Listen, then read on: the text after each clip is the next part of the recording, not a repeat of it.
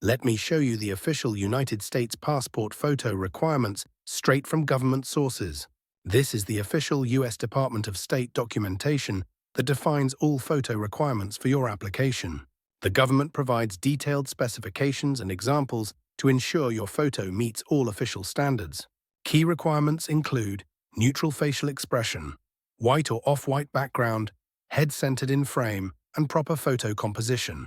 Photos are rejected for textured or patterned backgrounds, shadows visible behind subject, colored or gradient backgrounds, so attention to detail is crucial.